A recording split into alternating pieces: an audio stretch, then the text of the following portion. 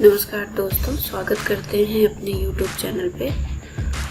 दोस्तों, आज हम लोग EVS के कुछ नए और कुछ पुराने क्वेश्चन सॉल्व करने वाले हैं, जो ये आपके यूपी टेट शिक्षक पात्रता परीक्षा में पूछे हुए क्वेश्चंस हैं। और ये आपका जो है इसमें जितने भी EVS के क्वेश्चंस हैं ये सारे यूपी टेट और सीटेट से लिए हुए हैं। तो क्वेश्चन नंबर फर्स्ट देखते हैं।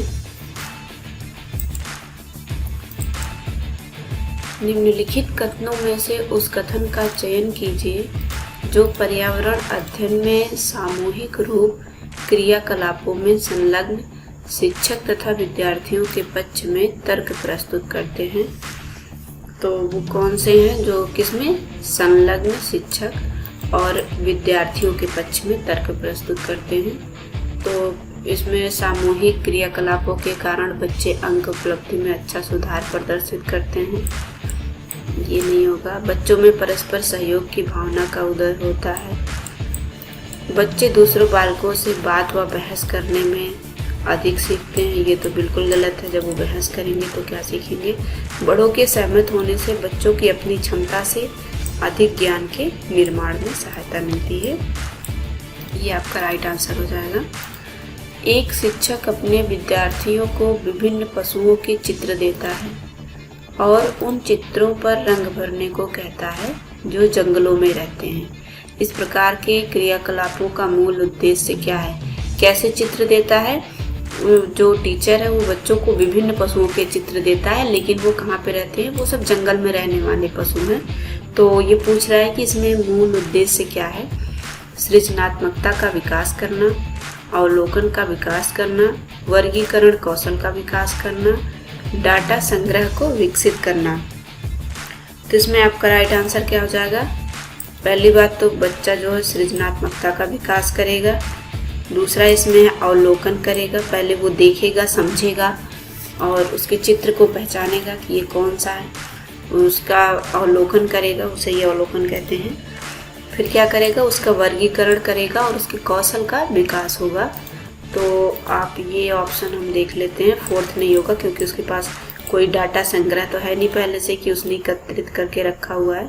तो इसमें फर्स्ट, सेकंड, थर्ड जिसमें सही है वो आपका राइट आंसर हो जाएगा। कौन सा जीव ऐसा है जिसकी सुनने की शक्ति इतनी होती है जो हवा से पत्तों के हिलने की आवाज़ तथा घास पर जानवरों के चलने की आवाज़ में भी भेद कर सकता है? रेशम का कीड़ा? नहीं। गिद्ध? नहीं। बाघ? तो आपका कौन सा वो पशु है? बाघ जो है ये कुछ इस तरह से 250-300 कुंटल की ये जानवर होते हैं जो देखने में तो बहुत ही खूबसूरत लगते हैं, लेकिन होते बहुत डेंजर हैं ये। तो इनसे जितना हो सके डिस्टेंस बना के रखिए फिलहाल। और ये जो है इनके जो सुनने की क्षमता होती है, इनकी श्रवण शक्ति इतनी ज़्यादा होती है कि ये अगर घास हिल रही है तो भी जान जाते हैं, और घास पे अगर जानवर चल रहा है या किसी और चीज़ के चलने की आवाज़ है तो ये उनसे भी पता कर लेते हैं। इनको आभास हो जाता है कि ये किस चीज़ की आवाज़ है। विभेदन करने की क्षमता इनकी जो होती है आवाज़ की वो बहुत तेज़ होती है। गांव के मकानों के ढांचे वहां पाई जाने वाली जलवायु के उपयुक्त बनाए जाते हैं। किसी एक गांव के मकान की विशेषता दी गई है। इसमें आपको ऑप्शन पढ़ने और आपको बताने हैं कि ये गांव कहाँ पे ऐसे इस प्रकार के घर किस राज्य में मिलते हैं। मकानों का निर्माण मजबूत बांस के खंभों पर किया जाता है। मकान भूमि से लगभग 3 मीटर से 3.5 मीटर ऊंचाई पर बने होते हैं। मकानों की छतें ढालू होती हैं और अंदर से भी इसके निर्माण में लकड़ी का प्रयोग होता है। तो ये चारों चीज़ें होती हैं। घर मकान के बांस के खंभे बने होते हैं जो इनके मकान घर हैं, और ये ज़मीन से 3 से 5 मीटर ऊंचाई पर होते हैं। इनकी छत जो होती है मकान की वो ढालू होती है। घर के अंदर भी मैक्सिमम लकड़ी का ही उपयोग होता है। और ऐसे गाँव में अक्सर भारी वर्षा होती है। तो ये भारत के किस राज्य में अवस्थित है? असम, पश्चिम बंगाल, उत्तर प्रदेश, राजस्थान। तो ये हमारे असम में स्थित है और यहाँ पे कुछ इस तरीके का घर बनता है। ये देखिए नीचे पूरा पानी भरा हुआ है और ऊपर ये बांस के बने हुए घर हैं। इनकी छतें भी देखिए ढालू है और बांस का ही उपयोग किया जा रहा है। तो इससे इन्हें क्या होता है कि जब बाढ़ आती है तो बाढ़ का पानी नीचे से आसानी से निकल सके और ये लोग ऊपर आराम से रहते हैं। इसलिए यहाँ बांस के घर बनाए जाते हैं क्योंकि यहाँ बाढ़ बहुत आती है। पर्यावरण अध्ययन पाठ्य पुस्तक की विषय वस्तु में क्या है? पर्यावरण अध्ययन की पाठ्य पुस्तक की विषय वस्तु में क्या है? परिभाषाओं और व्याख्याओं को दूर रखा जाना चाहिए। ये पर्यावरण विषय की पाठ्य पुस्तक में नहीं है, ये होना चाहिए ये चीज़ें। और बच्चों को केवल लिखित जानकारी की सुविधा उपलब्ध करानी चाहिए। रट रट कर सीखने पर मना करना चाहिए। तो ये आपका राइट आंसर हो। ये रट रट के नहीं बल्कि समझ समझ के उन्हें सीखना चाहिए। और ये आपका गलत है। बच्चों को प्रश्न करने और खोजने का मौका मिलना चाहिए, बिल्कुल मिलना चाहिए। जब बच्चे सीखेंगे नहीं तो समझेंगे कैसे? वो नए नए प्रश्न करेंगे, उसका आंसर ढूंढेंगे, उनसे एक नया आइडिया मिलेगा उन्हें इन सब से। तो उन्हें प्रश्न करने और खोजने का एक मौका मिलना चाहिए। जब एक व्यक्ति भारत के पश्चिमी शहर अहमदाबाद से तिरुवनंतपुरम की यात्रा करेगा तो उसकी रेल जो है वो अनेक सुरंगों से गुजरेगी। यह सुरंगें किस पर्वतमाला में बनी हुई हैं? तो ये जो सुरंगें आपकी हैं किसमें है? पश्चिमी घाट पर्वतमाला में है। निम्न कक्षाओं में शिक्षार्थियों के पास अनेक प्रकरणों में अनेक वैकल्पिक अवधारणाएं होती हैं, जैसे सजीव, निर्जीव, जल चक्र, पौधे आदि। इन वैकल्पिक अवधारणाओं के स्रोत हो सकते हैं। कौन से स्रोत हो सकते हैं? तो इसमें क्या होगा कि परिवार एवं समुदाय भी होगा, क्योंकि इसमें सजीव निर्जीव सबका उपयोग हुआ है। पाठ्य पुस्तक और अन्य पुस्तकें भी होंगी, शिक्षक भी होंगे और कहानियाँ और कविताएं भी होंगी, क्योंकि इसमें टीचर जो है इन्हीं प्रकार के प्रकरण की व्याख्या कर रहा है। तो आपका राइट आंसर फर्स्ट हो जाएगा।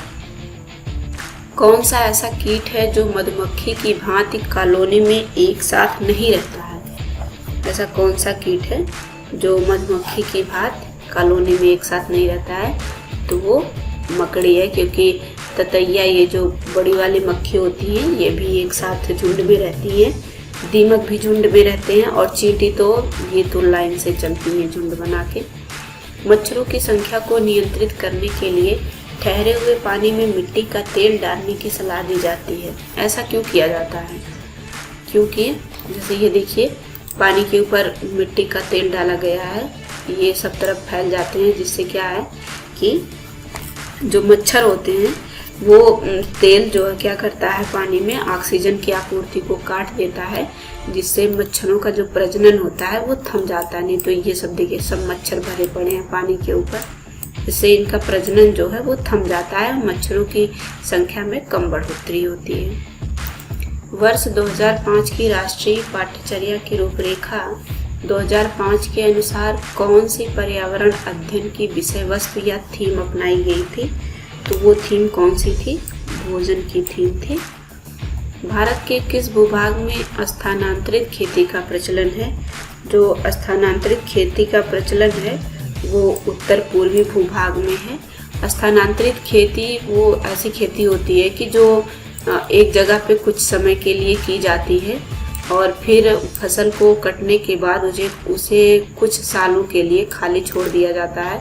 जैसा कि आप इसमें देख पा रहे हैं, यहाँ ये सब देखिए खेती हुई है और बाकी जो बीच के जितने भी एरिया हैं उन्हें कुछ समय के लिए छोड़ दिया जाता है, ताकि उसमें प्राकृतिक तरीके से ये घास और वनस्पतियाँ जो भी हैं सब उग सकें और फिर उन्हें कुछ सालों बाद फिर से जो उनकी जुताई करके उसमें फिर से फसल लगाई जाती है और ऐसे कर करके थोड़े थोड़े दूर पे खेती की जाती है। जैसे कुछ यहाँ हुई है, देखिए कुछ यहाँ खेती है, कुछ ऐसे टुकड़ों में कई जगह जो होती है थोड़ी थोड़ी। और ये जो स्थानांतरित खेती होती है इन्हें जो है झूम खेती है उससे भी जानते हैं। भारत में ठंडे रेगिस्तान मानसून से क्यों प्रभावित होते हैं?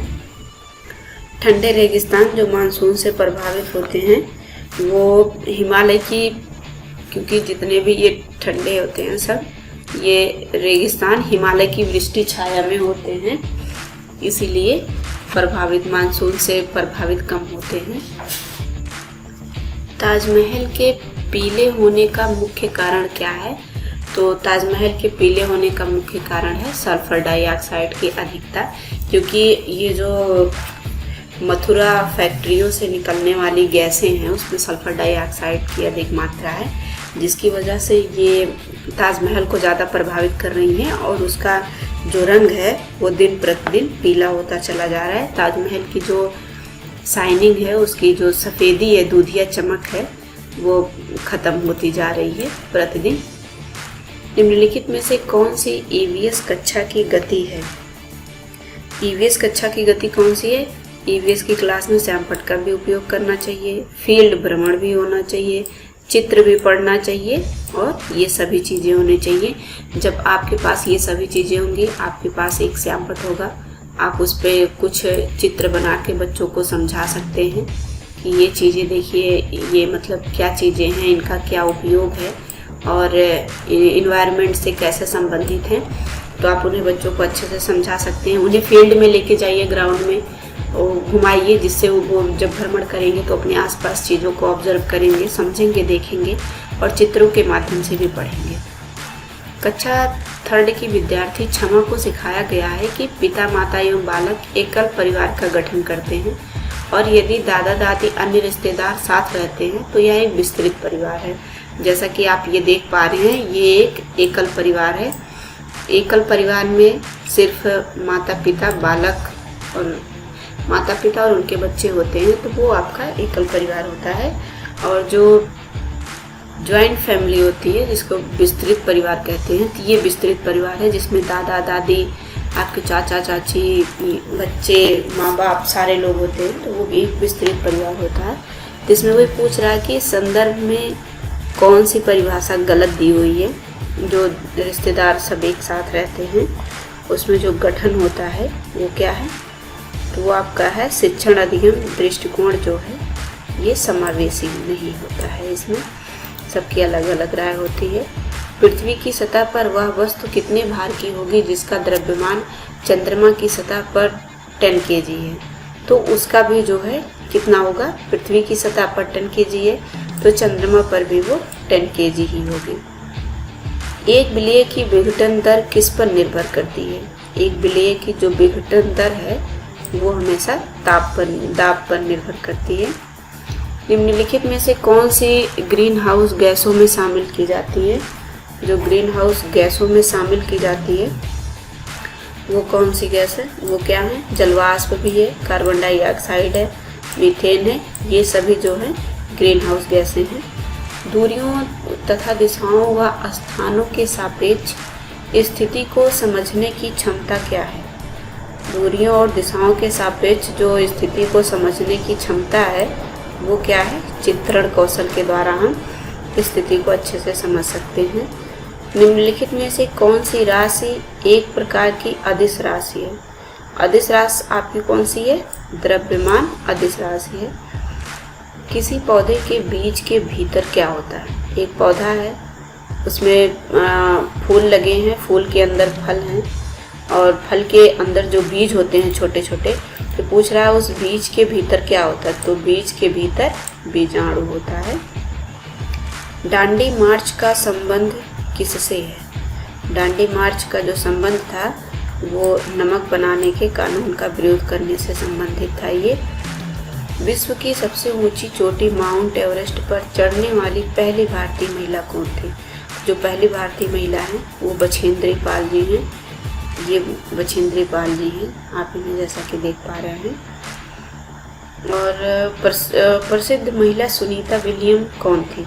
सुनीता विलियम कौन थी? तो ये पहले सुनीता विलियम जी को हम देख लेते हैं। ये देखिए, ये इनकी अंतरिक्ष में ही ली हुई तस्वीरें हैं, जो स्पेस में इन्होंने स्पेस के अंदर तस्वीरें ली हैं। तो ये क्या थी? ये सबसे अधिक समय तक अंतरिक्ष में रहने वाले भारतीय मूल की प्रथम महिला थी सुनीता विलियम जी।